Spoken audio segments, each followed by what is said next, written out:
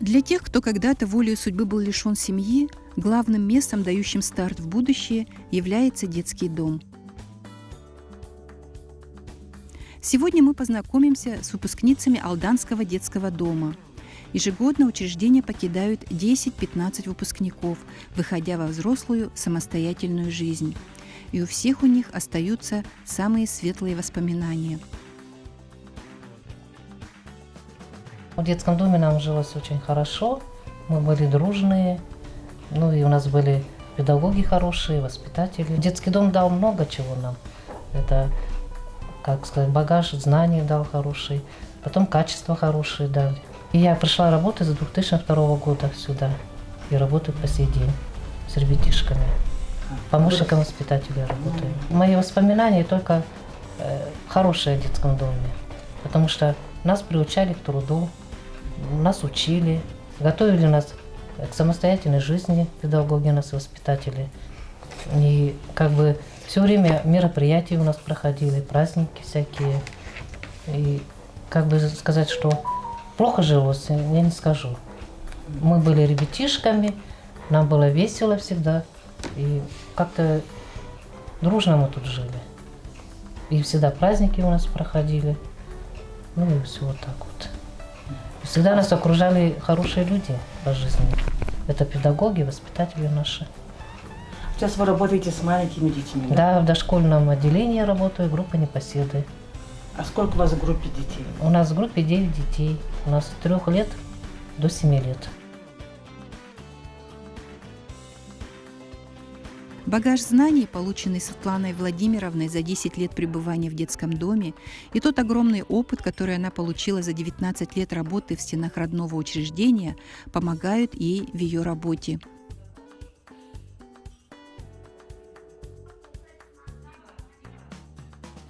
Сама выросшая в детском доме, Светлана Владимировна со всей любовью относится к малышам, нынешним воспитанникам центра.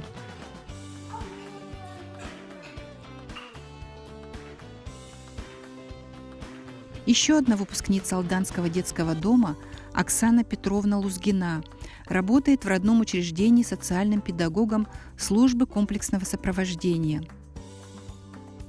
Я Лузгина Оксана, поступила в детский дом в 1999 году, выпустилась в 2012 по окончанию 11 классов. Но, как говорится, у меня не получилось поступить в высшее учебное заведение, я поступила в колледж.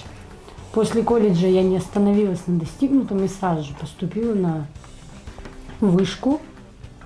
Получается, за время проживания здесь было все хорошо, очень складывалось. Я везде участвовала в конкурсах, ходила на лыжную секцию, посещала ее. Воспитывалась я в группе «Звездный». Мы ежегодно летом выходили в походы, на неделю на Васильевку ездили. Где-то на соревнованиях участвовали, в лагеря ездили. Что мне дал детский дом, это прежде всего дорогу в жизнь. Дал возможность обучаться там, где я желаю, где мое желание возникло, обучаться там и обучаюсь. Уверенность в жизни, смотреть на жизнь с теми глазами, как ты ее себе представляешь. По-другому никак. Вот. Подарил мне замечательных людей, с которыми я поддерживаю общение до сих пор. Воспитатели мои, от младших, начиная с 5 лет до 18. То тепло, заботу, ласку, которую лишились когда-то в детстве все дети, которые здесь были. Ласку, тепло и заботу нынешние воспитанники центра получают от Анны Алексеевны Колежниковой, когда-то самой воспитывавшейся в учреждении. Проведенное детство здесь я ни капли не жалею, наоборот даже. Счастливое детство было. Так что вот так. Что вам дал детский дом? Что? Много чего. Бесплатное образование, поддержку. Люди, которые здесь работали. Что еще? Багаж знаний. Знания, багаж да. знаний. Хорошее качество. Дорогу в жизнь. Да, дорогу жизни. То, что закладывается воспитанникам детских домов, несомненно, важная составляющая их успешной жизни. И пожелания тех, кто уже выпустился и состоялся, помогут им в будущем. Ваши пожелания выпускникам? Ну, во-первых, чтобы они не упускали свой шанс, вот бесплатное образование. И учились, главное, чтобы сейчас без бумажки ты никто. Так что, ну что еще скажу? Чтобы в жизни состоялись. Чтобы, да, состоялись в жизни. И пока вот сейчас у них детство, чтобы они были детьми. Ну вот, воспоминания. Это же все важно тоже. Так, все. Оксана, а ваши пожелания? Мои пожелания выпускникам, чтобы они всегда добивались поставленных целей, чтобы они не останавливались на достигнутом, чтобы они шли только вперед, ведь путь, который они сейчас начнут, он очень тернистым будет, потому что везде будут какие-то недомолвки, могут какие-то влететь, и чтобы они с него не свернули. Также хочется пожелать выпускникам, чтобы они никогда не забывали дом, где они выросли, откуда они вышли, потому что это тот дом, который тебя всегда ждет и всегда тебя встретит, какая бы ситуация у тебя ни сложилась. Самое главное, я думаю, надо быть человеком в жизни. Быть, как сказать, а то сейчас как бы все говорят, гламурно жить, гламурно. Человеком надо выйти в жизнь. Быть добрым, честным, порядочным. Такие качества, чтобы у человека были. Для выпускников детских домов созданы все условия для их учебы и дальнейшего устройства жизни. Дети-сироты и дети, оставшиеся без попечения родителей, имеют право получить 2 средних профессиональных образования в разных направлениях, бесплатно, я имею в виду, полностью с исполнением своих льгот, и получить 1 высшее или среднее и высшее учебное заведение. Ранее в 23 года детей снимали с гособеспечения, то есть у них как-то льготы прекращались. На сегодняшний день до окончания высшего учебного заведения, потому что там дети, естественно, учатся и старше 23 лет, льготы оставлены. В нашей республике делается все, чтобы выпускники детских домов и приемных семей в полной мере получали возможность выучиться, стать образованными людьми и трудоустроиться. И только от них самих зависит, смогут ли они воспользоваться этим шансом и достичь желаемых высот. А это очень важно для каждого из нас.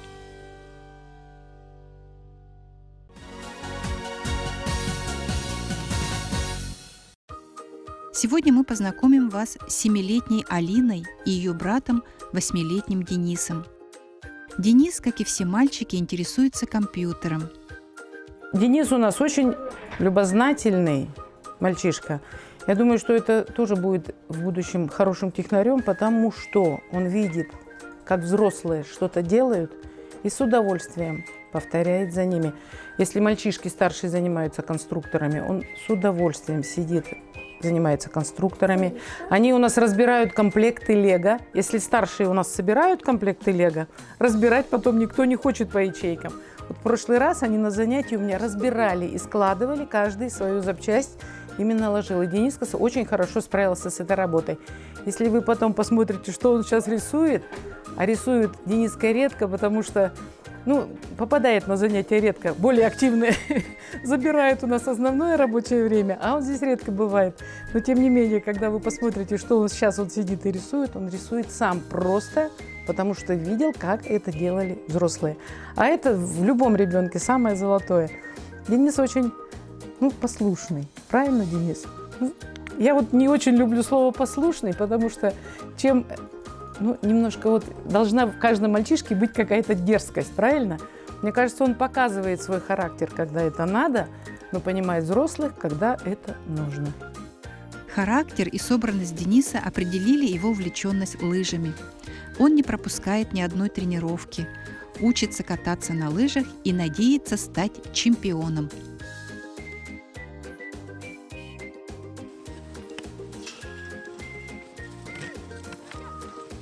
Давай, Денис, сделай круг.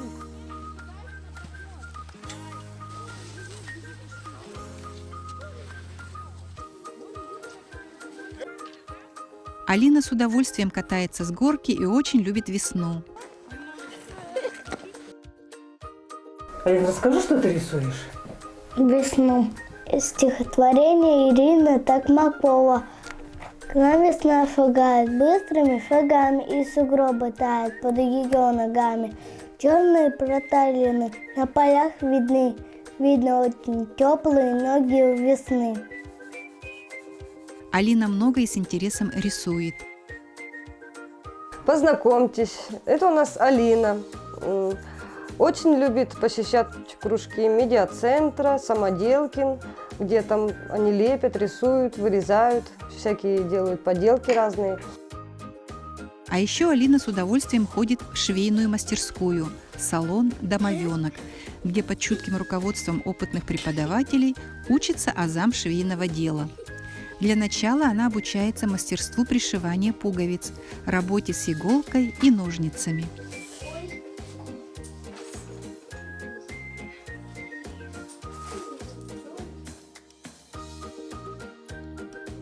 Денис, покатавшись на лыжах, очень хорошо ест. Алина очень любит танцевать и усиленно тренируется, готовясь к выступлению.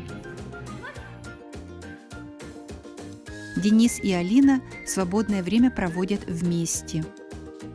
Денис и Алина у нас очень дружные ребята, друг за друга стоят, счастливые, добрые. И, конечно, хотелось бы, чтобы они приобрели свою семью. И мы надеемся, что это пожелание осуществится.